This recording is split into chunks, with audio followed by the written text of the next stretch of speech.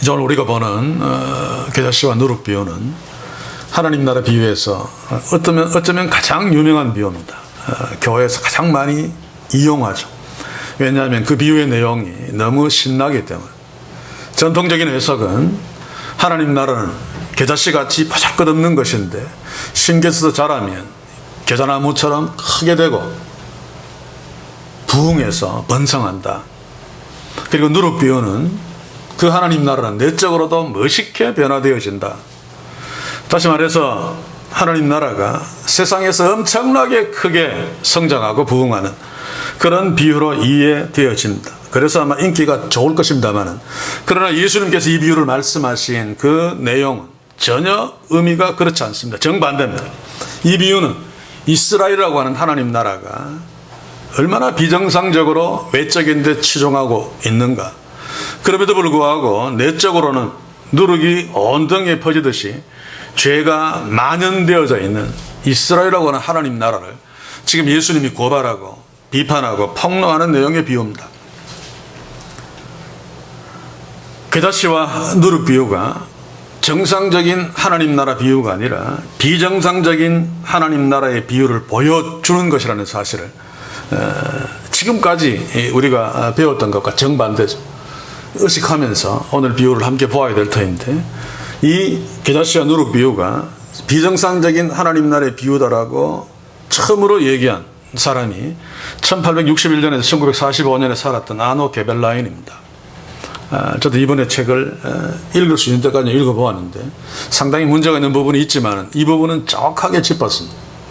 그리고 이 아노 게벨라인의 이 해석을 가지고 와서 나도 이 비유는 정상적인 하나님 나라의 비유가 아니다라고 그의 책에서 말한, 예수님의 비유라는 책에서 제임스 몽고메리 보이스가 그렇게 썼죠.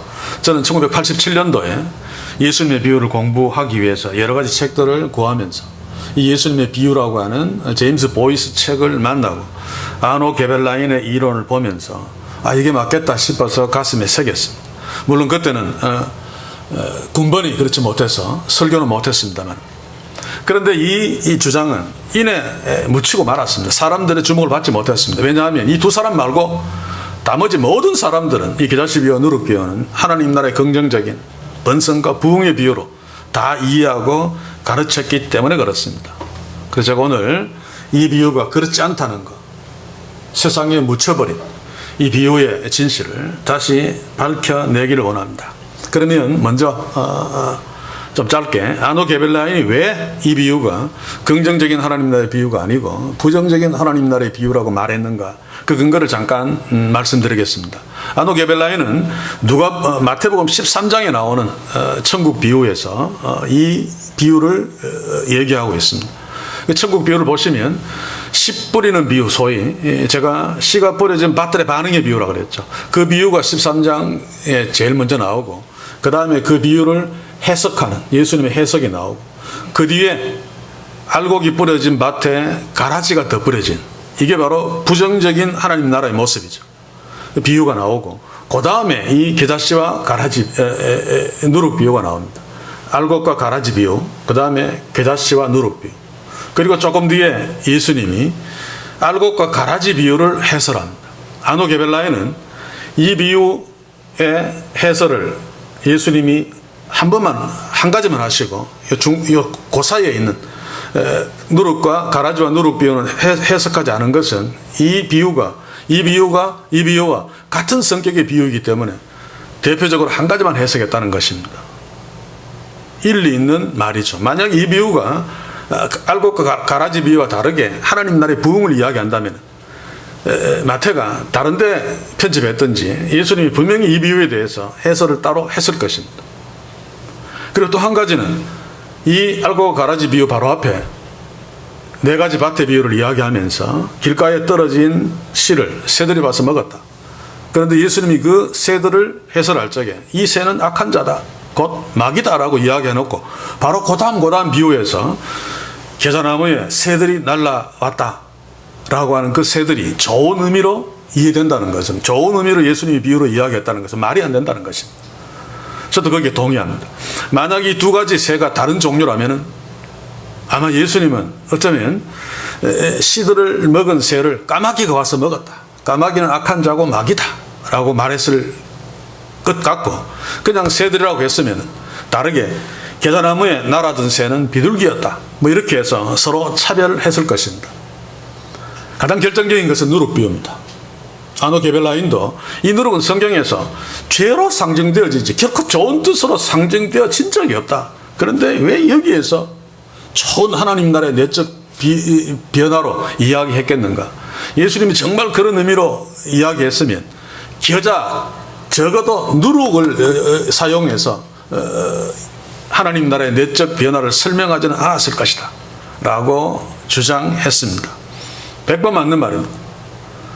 이것을 염두에 두고 이제 저는 누가복음에서 이 가라지와 누룩, 겨자씨와 누룩 비유가 아노 게벨라인이 주장한 부정적인 하나님 나라의 비유임을 더 상세하게 본문에 의거해서 증명해 보겠습니다. 좀 신경을 쓰셔서 볼 필요가 있습니다.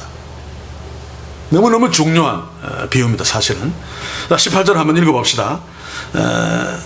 그러므로 가라사대 하나님 나라가 무엇과 같을꼬 내가 무엇으로 비유할꼬. 그러므로 가라사대라고 하는 것은 앞에 내용을 받는 거죠. 앞에 내용을 놓고 그러므로 지금 앞에 내용에 대해서 지금 뒤에 비유를 내가 이야기한다라고 하는 뜻입니다. 앞에 내용이 뭡니까?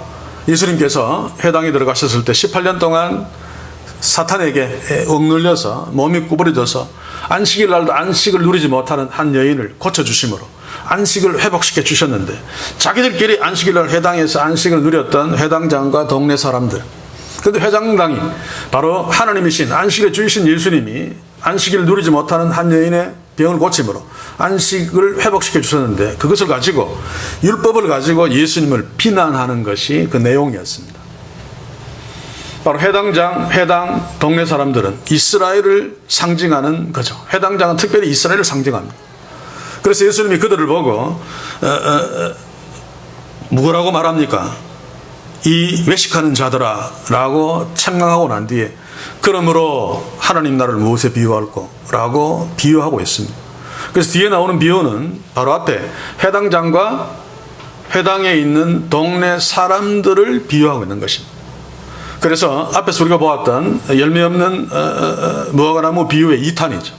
열매 없는 무화과나무의 비유, 누가복음 13장 5절 6절에서 보시면 너희도 만일 회개치 않으면 이같이 다 망하리라. 앞에 사건을 놓고 너희들은 우리는 죄가 없어서 망하지 않았다, 저들은 죄가 있어서 망했어 라고 하는 것, 그거 아니야, 너희들도 회개하지 않으면 그렇게 망할 거야 라고 해놓고 이의 비유로 말씀하시되 열매 없는 무화과나무의 비유를 말씀했죠. 그러니까 열매 없는 무화과나무 비유가 잎이 무성하다고 해서 하나님 나라의 성장, 부흥을 이야기하는 비유가 아니죠. 마찬가지로 겨자씨와 누룩 비유도 똑같은 비유입니다. 잘못된 이스라엘, 열매 없는 이스라엘, 외식하는 이스라엘을 예수님께서 이 비유로 말씀하시면서 그들에게 경고하고 있는 것입니다. 그래서 다음 시간에 보겠습니다만, 그 다음에 나오는 23절에 보시면 혹이 여짜오되 주여 구원을 얻은 자가 적으니이까, 다음 시간에 얘기하겠습니다만 이 자는 예수님의 비유를 들었던 자입니다. 유대인이겠죠. 전통적으로 그들의 이해는 이스라엘은 다 천국 간다 라고 생각했는데, 예수님의 비유, 열매 없는 무화과나무 비유, 또 겨자씨와 누룩 비유를 들으니까 천국 거의 못 가게 했거든요. 그래서 걱정이 돼서 천국 가는 자가 적으니까 라고 질문하는 것입니다. 당시에 랍비들은 이스라엘 사람들은 다 천국 간다라고 가르쳤습니다. 아브라함의 혈통들은 다 천국 간다. 단 율법을 하늘로부터 왔다는 것을 거부하는 자, 몸의 부활을 믿지 않는 자, 마술사, 이단 서적을 탐족하는 자, 이런 자들을 제외하고 이스라엘 백성들은 다 천국 간다라고 했어요. 물론 극소수가 이스라엘 백성 중에서 극소수가 천국 간다라고 가르친 랍비도 있습니다. 그러나 이런 랍비는 다 그냥 묻혀버리죠. 그래서 대부분의 100% 이스라엘 사람들도, 이스라엘 백성들은 아브라함의 후손이기 때문에 다 천국 간다라고 생각했는데 예수님의 가르침을 들으니까 아니거든요. 그래서 이 사람도 나도 혹시 천국 못 갈까 걱정이 되어서 천국 가는 자가 심히 적으니까 라고 말했습니다. 그 뒤에 계속 나오는 이야기들은 다 이스라엘의 타락한 그런 내용들 일관되어지죠. 몇 가지 살펴보면 28절 한번 가서 봅시다. 너희가 아브라함과 이삭과 야곱과 모든 선지자는 하나님 나라에 있고 오직 너희는 밖에서 쫓겨난 것을 볼 때에 거기서 슬피 울며 이갈며 있으리라. 하나님 나라가 그토록 흥왕하는 모습이 아닙니다. 그리고 누가복음 14장 14절에 가서 보셔도 그리하면 저희가 갚을 것이 14장 24절 내가 너에게 말하노니 전에 청하였던 그 사람은 하나도 내 집 잔치를 맛보지 못하리라. 이게 이스라엘 사람들을 가리키는 거죠. 그래서 예수님이 하신 비유의 가르침을 이 천국 가는 자가 적으니까 물은 자는 바로 이해했습니다. 자, 이런 상황에서 이렇게 전개되는 상황에서 예수님이 중간에 생뚱맞게 천국이 이만큼 부흥하고 이만큼 성장한다라고 하는 말을 했을 리가 없죠. 자, 이 비유가 이스라엘의 타락한 모습을 예수님이 고발하는 비유임은 본문 속에서도 그 증거가 널려 있습니다. 이제 19절을 한번 봅시다. 한번 읽어보겠습니다. 마치 사람이 자기 처전에 갖다 심은 겨자씨 하나를 같으니. 자, 여기서 처전은 주로 채소를 심는 정원입니다. 사람들이 사는 옆에 조그만 정원에 채소를 심든지 또 꽃을 심든지 하는 거죠. 근데 유대인의 관습으로 볼 적에 자기 소유의 처전에 겨자씨를 심은 이 사람은 정신이 나가도 한참 나간 사람입니다. 어떻게 보면 미친 인간이죠. 왜입니까? 당시에 겨자는 향신료로 썼습니다. 그리고 소수 약재로도 쓰였습니다. 그런데 지금 우리도 겨자를 그렇게 많이 안 쓰죠. 그렇죠? 냉면 먹을 때나 쓰는 정도인데 고대 사회에서는 더더욱 겨자의 용도가 극소수였습니다. 그래서 밀이나 뭐 다른 것들처럼 밭에서 재배할 필요가 없습니다.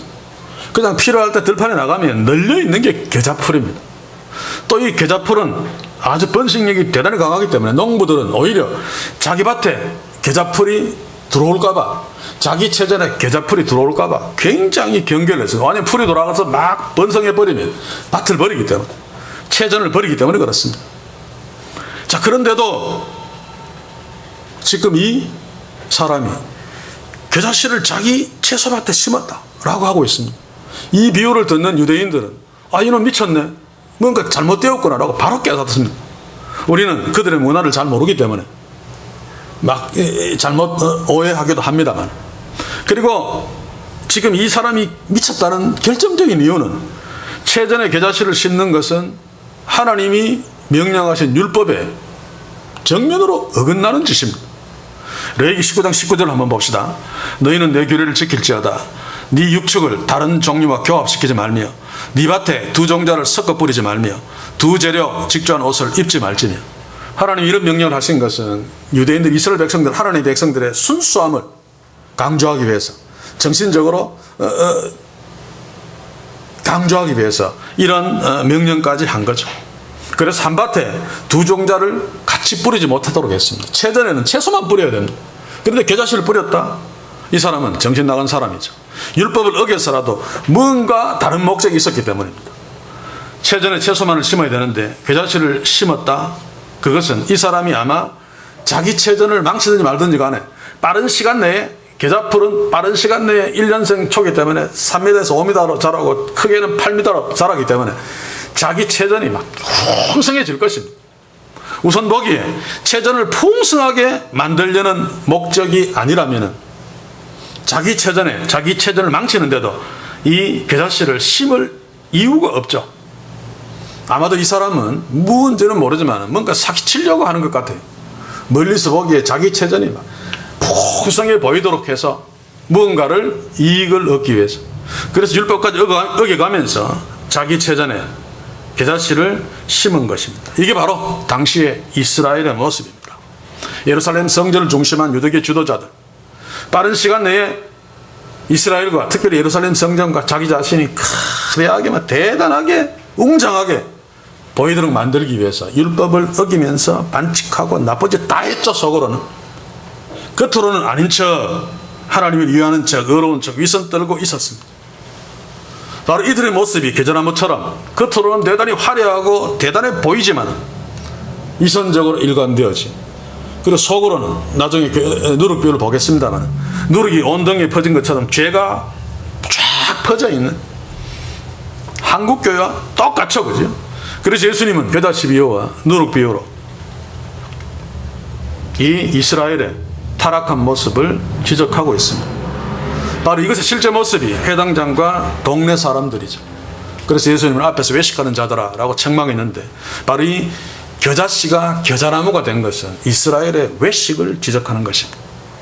별것 아닌데도 대단히 크게, 대단히 커봤자 아무 쓸모없는, 오히려 하나님 나라 이스라엘을 망치고 있는, 누가복음 13장 15절을 한번 봅시다. 외식하는 자들아, 너희가, 바로 이게 회당을 중심한 회당장, 이스라엘 상징하는 이스라엘의 실천. 그리고 겨자씨 비유는 바로 이것을 비유로, 이것을 모델로 비유로 말한 거죠. 19절 다시 봅시다.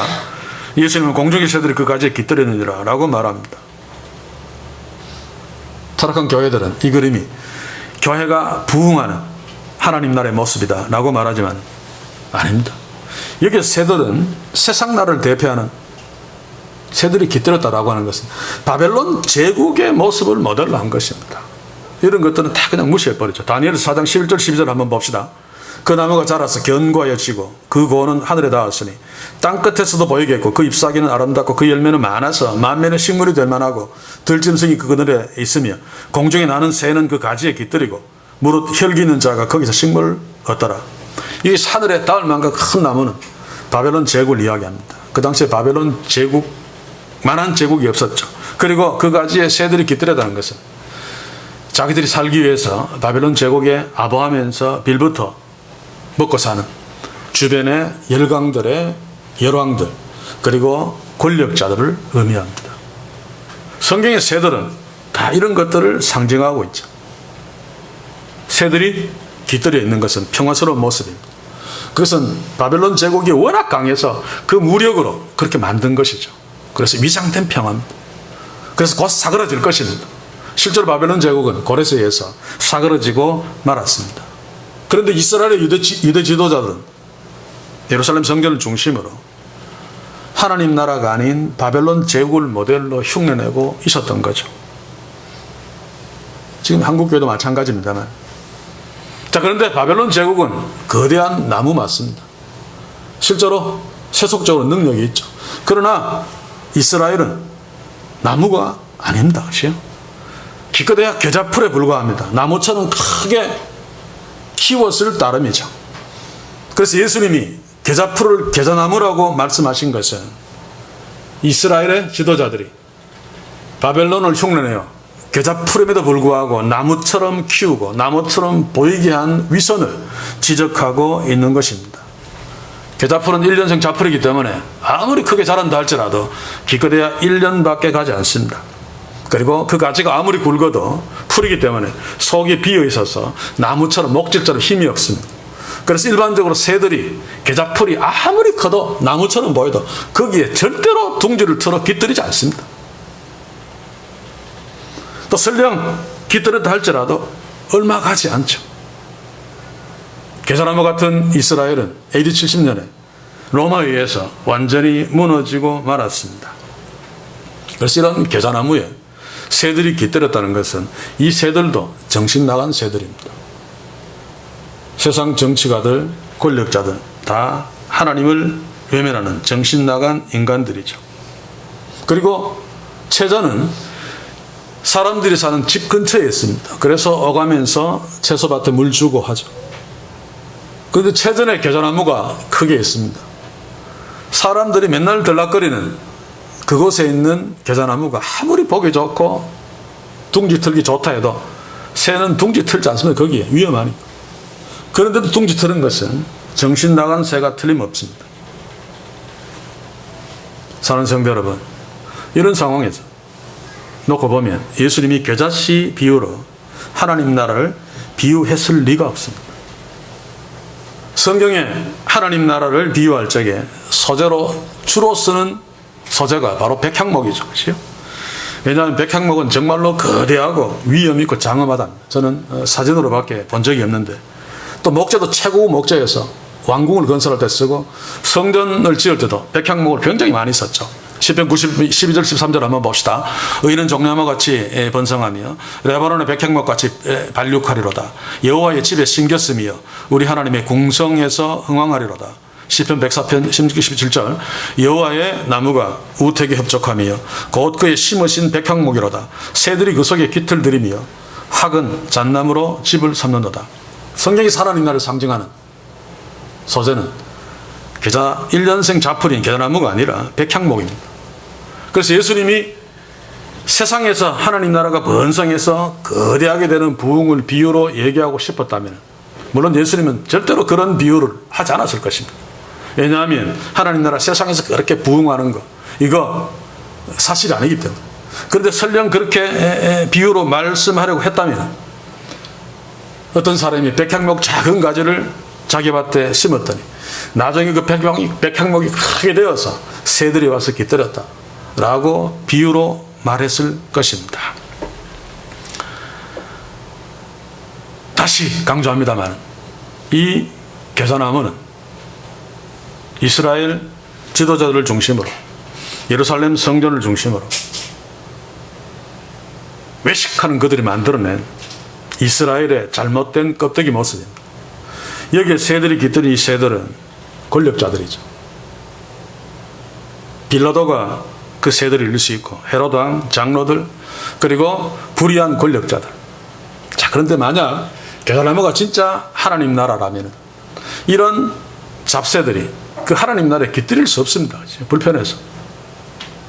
그런데 이 온갖 잡새들, 헤롯 뭐 이런 것들, 빌라도 또 수많은 권력자들 예루살렘 도성을 중심으로 평화롭게 공존하고 있죠. 단 예수님만 하나님 아들이신 예수님만 이들과 공존하지 못하고 서로 대립하고 싸우고 결국 이들이 예수님을 죽였습니다만 그래서 이런 잡새들이 깃들이고 있는 겨자나무는 결코 진짜 하나님 나라가 아님을 새들을 통해서도 증명되고 있습니다. 오늘 이 시대 교회들도 비슷하죠. 마치 비정상의 겨자나무처럼 굉장히 크게 멋있게 화려하게 써 있습니다. 그래서 그것이 멋있고 화려하고 크기 때문에 왠가 잡새들이 다 와서 깃들이고 있습니다. 특히 선거철만 되면 잡새들이 더 많이 날라들고 있죠. 그런데 불행하게도 교회들은 이 온갖 잡새들을 자랑하고 있습니다. 우리 교회는 대통령이 출석하고 있다. 우리 교회는 국회의원이 몇 명인 줄 아느냐. 그리고 우리 교회는 검사, 판사, 법조인들이 200명이 넘는다. 이러고들 있습니다. 그렇죠? 그렇다면 이런 자랑을 하는 교회들 가짜 하나님 나라가 틀림없습니다. 사랑하는 성도 여러분, 우리 교회 또 우리 가정 우리 한 사람 한 사람 이런 세상 권력자들 대통령들 국회의원들 뭐 그런 잡새들이 날아들지 않는 오직 성령만이 내주하시는 진짜 하나님 나라의 축복이 있기를 주의 이름으로 간절히 소원합니다. 19절을 다시 봅시다. 겨자나무가 진짜 하나님 나라의 부흥이 아니라는 증거가 또 있습니다. 19절을 보시면 거기에 예수님이 사용하신 동사 채전에 갖다 심은 그리고 공중의 새들이 그 가지에 깃들었느니라 이 동사들은 다 단순 과거입니다. 과거. 무슨 말인가 하면 이미 겨자나무가 심은이 아니고 이게 또 과거입니다만 자라 나무가 되었다라고 하는 이게 과거고 또 가지에 새들이 깃들었다라고 하는 과거입니다. 그래서 이미 겨자나무가 다 큰 거죠. 이미 새들이 다 깃들어 있습니다. 만약에 예수님이 이 비유를 오늘 타락한 교회들이 이야기하듯이 나중에 하나님 나라가 크게 성장하고 부흥하는 것이라면 지금은 아니지만 겨자씨를 지금 심었는데 나중에 크게 자랄 것이다. 또 새들이 와서 깃들일 것이다 라고 미래로 표현했어야 마땅합니다. 그렇게 했겠죠. 그래야지 예수님 당시에는 겨자씨 같이 보잘것없는데 미래의 중세교회 그 화려한 교회들 부흥한 교회들 또 현대교회 이렇게 막 부흥하고 온 세계에 다 퍼져 있는 교회들을 설명할 수 있습니다. 그런데 예수님은 과거로 표현했습니다. 그것은 이미 그렇게 된 현재의 타락한 내적으로는 다 썩어 빠진 이스라엘을 지금 얘기하기 위해서입니다. 그런데 아이러니하게도 오늘 이 시대 교회들이 중세교도 마찬가지죠. 이 겨자나무가 이렇게 커진 것 바로 교회의 부흥을 말한다. 우리가 지금 누리고 있는 이것이다 라고 설명하고 좋아하는 것, 그거 실제로 맞습니다. 그렇지? 왜냐하면 예수님은 계자나무를 타락한 이스라엘, 외모만 가난한 외식적인 이스라엘을 비유했는데, 중세교회도 그거 우리 맞다, 현대교회도 우리 맞다라고 하니까 맞잖아요. 외식으로 찌들어 있는, 겉만 번지르한, 그래서 성령이 계시는 것이 아니라 온갖 잡새들이 깃들이고 있는 중세교회, 또 이 시대의 교회들의 모습이, 아니 그 당시에 이스라엘의 모습이 바로 겨자나무의 모습입니다. 예수님이 그것을 지적하고 있죠. 물론 하나님 나라는 성장합니다. 그럼에도 불구하고 하나님 나라는 눈에 보이지 않습니다.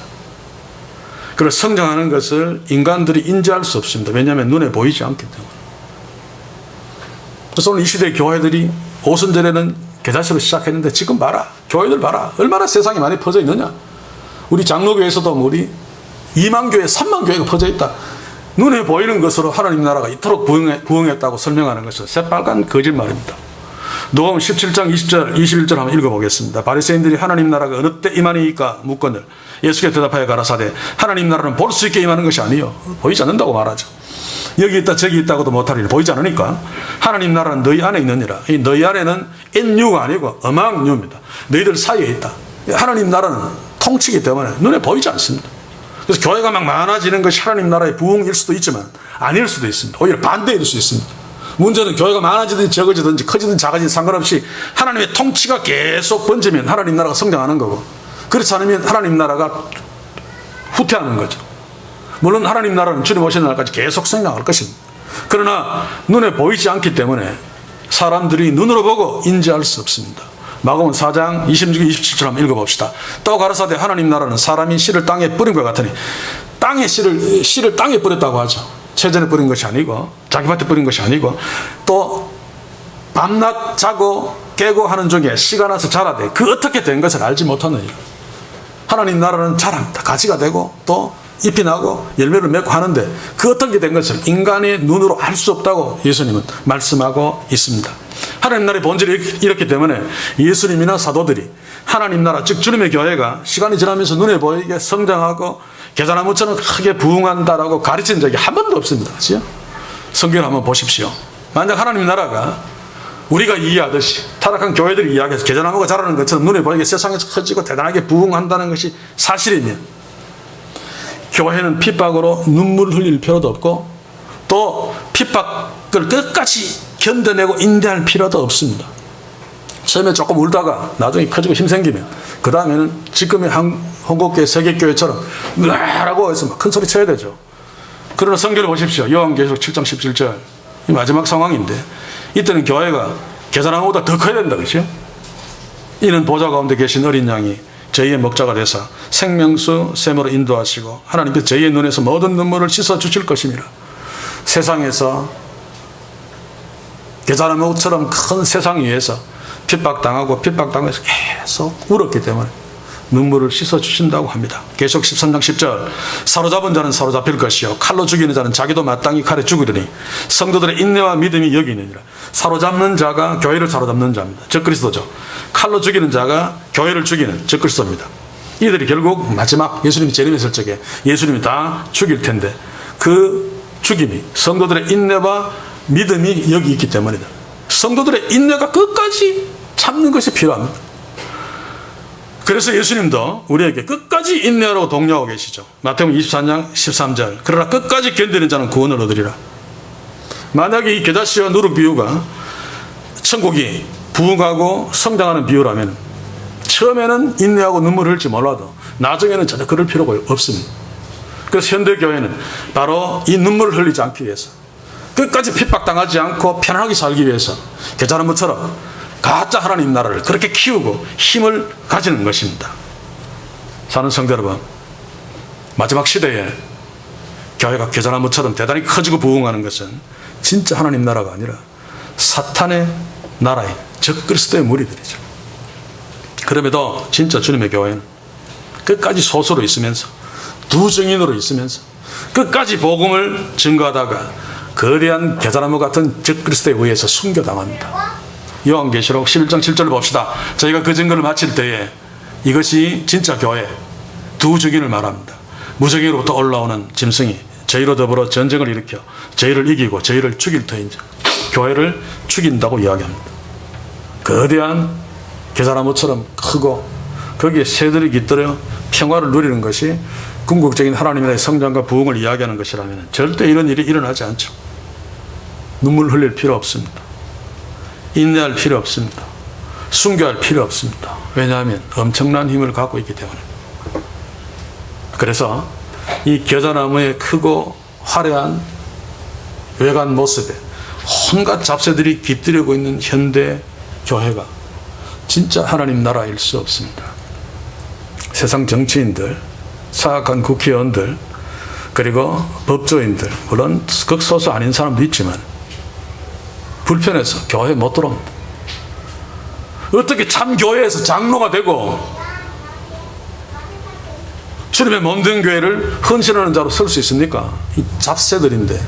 그런데 잡새들이 그렇게 많이 모여서 교회를 위하고 하는 것처럼 보이는 것은 그 무화과나무로 대변되어지는 교회가 가짜이기 때문에 그렇습니다. 이스라엘이 당시에 그랬습니다. 유당국자들이나 대제사장 이런 자들 성전을 통해 사는 게 제사하고 우리는 되게 하나님을 위하는 정말 진짜 하나님 나라인 것처럼 그래서 다 천국 간다 이따위 소리를 했지만 예수님은 정반대로 지금 이스라엘의 모습을 얘기하고 있죠. 그래서 이제 예수님은 누룩비유 이게 결정탑니다. 겉으로 그렇게 멋있는 것이 겨자나무 같은 이스라엘이 속이 어떤지 누룩비유로 지금 말씀하고 있죠. 본문에 등장하는 누룩비유에서 반죽을 하는 그 여자 헬라어로 귀내인데 다른 특별한 설명이 없기 때문에 그냥 일반 가정의 평범한 주부일 것입니다. 여기서 기술적인 번역을 하나 이야기하면 뒤에 여자가 나오기 때문에 앞에 안드로포스라고 하는 헬라어가 한 사람이라고 번역해도 되지만 한 남자로 번역하는 것이 훨씬 더 세련된 번역이죠. 어쨌든 이 여자는 평범한 가정집 주부인 것 같습니다. 그런데 그 여자가 반죽하는 양을 보니까 우리 성경은 가루서말인데 원문에 보면 밀가루 3사타입니다. 이걸 밀가루를 반죽하면 약 한 150명의 식사 분량이 된다고 합니다. 우리는 150명 그러면 교회에서 몇천 명도 먹이는데 근데 고대 사회에서 왕의 잔치가 아니고는 아무리 부잣집이라도 잔치에 150명 모이기는 굉장히 힘듭니다. 옛날 우리 이조시대 때 그 영화의 잔치 부잣집 잔치판 한번 보십시오. 마당에 막 판 깔아놓고 그래봤자 사실 그렇게 많지 않습니다.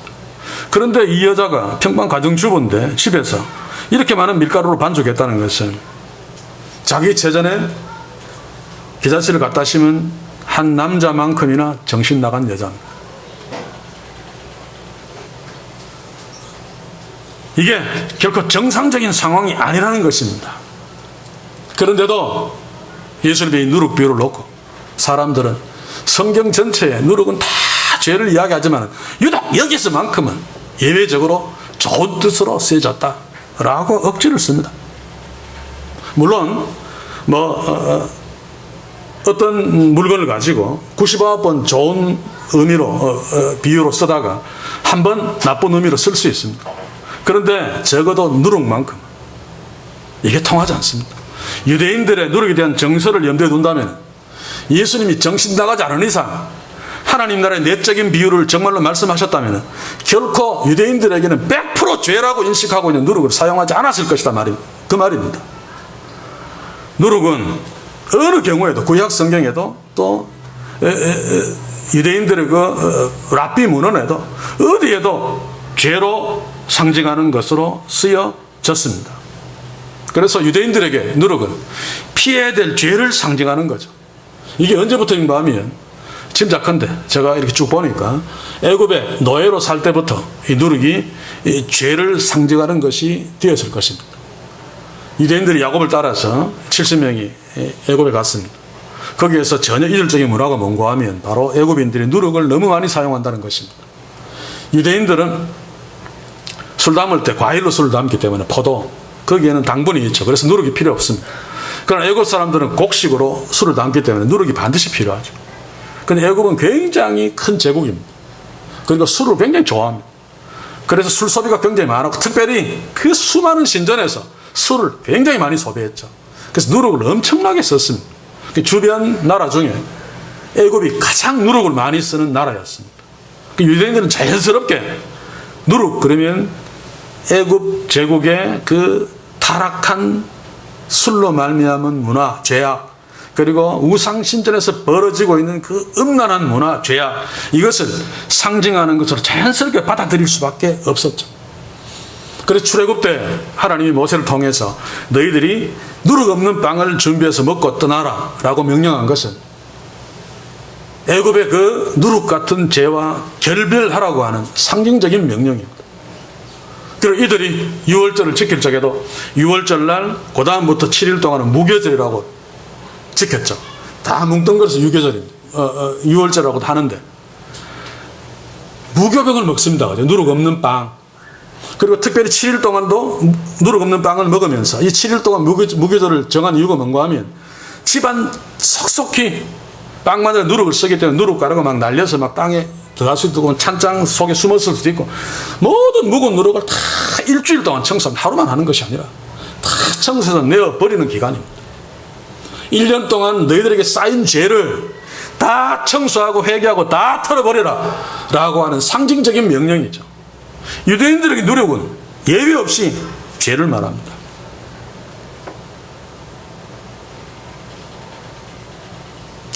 그래서 구약 성경을 앞에 문헌에 두말할 것도 없고 신약 성경에서도 누룩은 항상 죄를 상징해서 사용되어지죠. 우리 지금 누가복음 13장의 누룩 비유와 또 마태복음 14장의 누룩 비유를 제외해 놓고 몇 군데 한번 읽어봅시다. 마태복음 16장 6절 예수께서 이르시되 삼가 바리새인과 사두개인은 누룩을 주의하라. 누룩 이야기하면 이들은 이게 죄인지 당장 안다. 마태복음 16장 12절 어찌 내 말한 것이 떡에 관함이 아닌 줄 깨닫지 못하느냐. 오직 바리새인과 사두개인들의 누룩을 주의하라.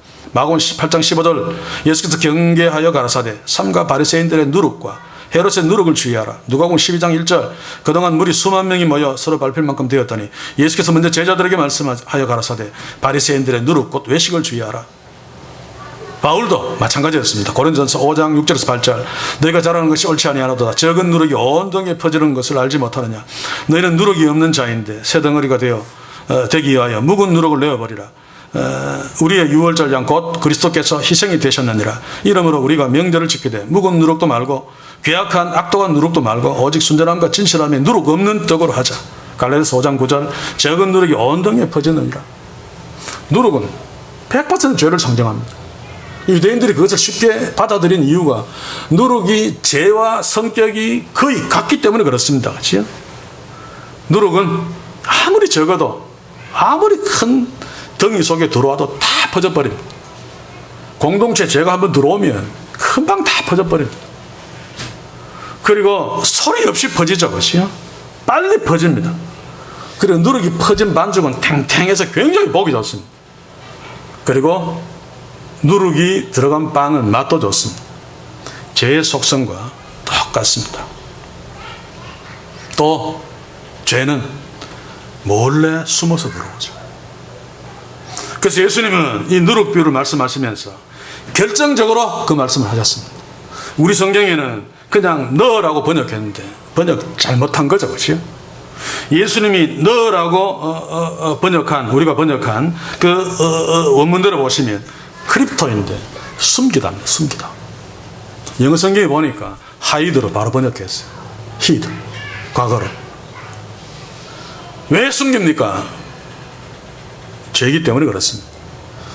그래서 여자가 누룩을 가져와서 몰래 반죽 속에 숨겼다.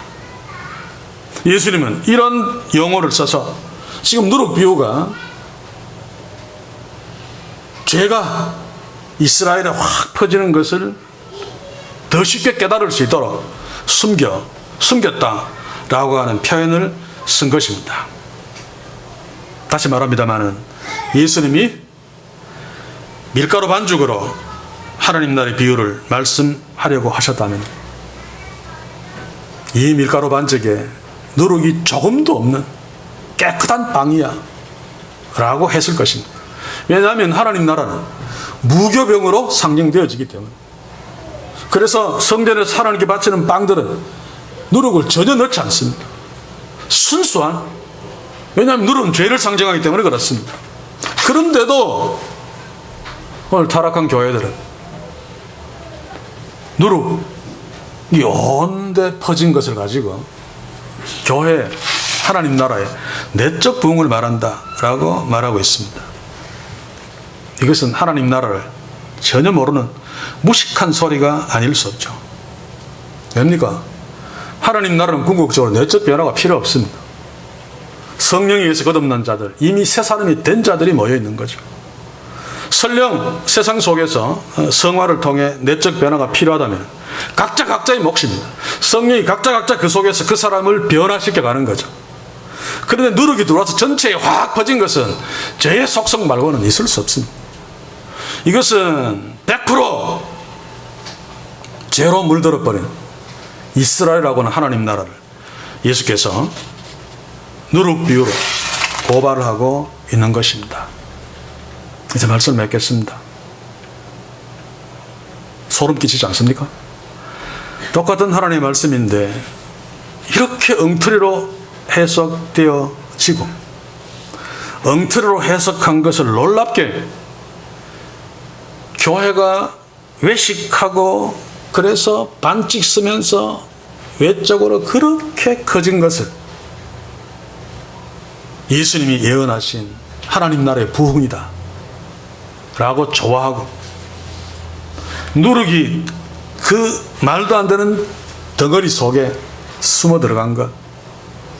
지금 특히 세계교도 그래서 한국교회가 지금 교회가 이렇게 많은 것이 비정상적이죠. 그렇죠? 제가 늘 이야기합니다만 교회가 이렇게 많은 것은 그 종교가 타락했다는 증거입니다. 어느 종교들이 타락하면 사람 속으로 파고 들어옵니다. 불교가 타락했을 적에 온 천지에 불교 사원이었죠. 그래서 이조시대 때 다 핍박을 해서 산으로 다 숨어버렸습니다. 오늘 이 시대에 교회가 많다는 것은, 교회가 난립했다는 것은 기독교가 죄로 만연되어 타락했다는 뜻입니다. 그게 돈이 되기 때문에 그렇게 많이 세우고들 난리를 치는 거죠. 그런데도 이 비유를 엉터리로 해석해가지고 예수님께서 이미 예언하신 부흥이다라고 합리화시켜버립니다. 그리고 누룩 비유는 내적으로 변화된 것이다. 죄로 완전히 물들어버린 것을 경고하는데 내적으로 변화된 것이다 라고 설명해버리고 다 합리화시켜버리죠. 얼마나 소름 끼치는 일이 아닐 수 없습니다. 사랑하는 성도 여러분, 예수님은 당시에 이스라엘이 거대한 외모를 가지고 그것을 외식으로 치장하고 속은 죄로 온통 오염된 상태에서 정말 잘난 척 했습니다. 우리가 최고로 하나님의 사랑을 받는, 그런데도 그들은 더러운 빌라도와 헤롯과 세상 힘 많은 권력자 부자들과 잘 어울려 놀았습니다. 오히려 안식일의 주인이시고 하나님의 아들이신 예수님을 배척했고 그 예수님을 끝내 죽였죠. 그래 놓고도 그들은 율법으로 자신들을 합리화시켰습니다. 하나님이신 예수님 보고 하나님을 모독했기 때문에 우리가 죽인다 라고 헛소리를 했단 말입니다. 오늘 이 시대 교회들도 전혀 다르지 않잖아요. 증명되잖아요. 그 외모를 보십시오. 대사람만큼 대단하잖아요. 거기에 온갖 잡세들이 다 들어와 있잖아요. 근데 속은 죄가 퍼지듯이 다 퍼져 있잖아요. 한 군데도 성한 데가 없잖아요. 그래서 막 뉴스마다 죄들이 튀어나오잖아요. 근데 그것은 극히 일부에 불과합니다. 뉴스거리가 되기 때문에 나오는 거지, 뉴스거리가 되지 않는 성추행이나 강제로 하는 것이 나오지 자기들끼리 좋아서 하는 짓들은 안 나오잖아요. 이런데도 무슨 교회가 내적으로 이렇게 잘 변화되었다, 말도 안 되는 소리를 하고 있습니다. 사는 성도 여러분, 그런데 정작 문제는 우리들입니다. 그러면 이스라엘은 그렇다 치고 세상에 타락한 교회들은 그렇다 치고 우리 교회와 우리는 어떤가 질문해야 되죠. 우리는 겨자나무 같이 멋있고 대단한 그 외형적인 모습을 추구하고 있지 않습니까? 저는 그런 경향들이 있음을 압니다. 자주 깜짝깜짝 놀라면서 경계합니다만, 여러분들은 자신의 외모, 외적인 모습, 하나님은 중심을 보시는데 외적인 모습을 신경 쓰지 말라는 것이 아닙니다. 그러나 중심보다 더 신경을 쓴다면 어쩌면 겨자나무일 수 있습니다. 외식하고 있을 수 있습니다. 진지하게 도전받아야 할 것입니다. 그리고 우리는 잡새들을 선호하고 있지 않습니까? 부자들과 권력자들이 좀 많이 들어오고 나하고 좀 친해. 우리 교회는 너무 초라해서 잡새들이 오지 않습니다. 아예. 그러나 좀 커지면 혹시 잡새들이 올지 모릅니다. 그때 혹시 기뻐하지 않는, 잡새들을 오히려 허이허이 쫓아내는 그런 복된 교회이기를 주의 이름으로 간절히 소원합니다. 그런데도 우리 혹시 그것을 선호하고 있지 않은지, 교회에 막 대단한 사람이 오면 우리는 막 기뻐하지 않을까? 사회적으로 별 볼일 없는 사람이 오면 별로 신경 쓰지 않잖아요. 저부터라도 이것은 우리가 겨자나무 같은 교회일 가능성이 있다는 도전 앞에 서야 됩니다. 아니라고 믿지만. 그리고 우리 속은 어떻습니까? 아무도 안 봅니다. 하나님 외에는. 이스라엘도 그랬기 때문에 반죽등이 확 퍼져버린 누룩은 사람들이 볼 수 없기 때문에 별로 신경 안 썼습니다. 겉으로 아닌 척만 하면 되니까. 예수 잘 믿는 척 폼만 잡으면 되니까. 기도 그냥 오래 하면 되니까. 다른 사람들이 볼 때에 방언으로 막 중얼거리면서 대단히 어려운 척 하면 되니까. 그럼에도 불구하고 각자 자기의 중심을 한번 판단해 보십시오. 물론 우리는 범죄하지 않고 살 수 없는 죄인입니다만, 그러나 그럼에도 불구하고 정말 되돌이킬 수 없을 정도로 누룩이 엉덩이에 확 다 파진 것처럼 우리 인생이 죄로 완전히 지배당해버리는, 그래서 범죄에도 아무런 도전을 받지 못하고 가슴이 아프지 아니하고 회개하지 아니하고 남들이 다 그러는데 뭐 그러고 그냥 적당하게 넘어가고 있는 그런 삶을 살고 있지 않은지 한번 돌아봅시다. 우리는 그렇지 않은 하나님의 자녀인 것을 믿습니다. 그렇기 때문에 겨자나무의 비유와 누룩의 비유를 통해서 더더욱 교회와 우리 자신을 돌아보면서 경고하며 도전받아야 할 것입니다.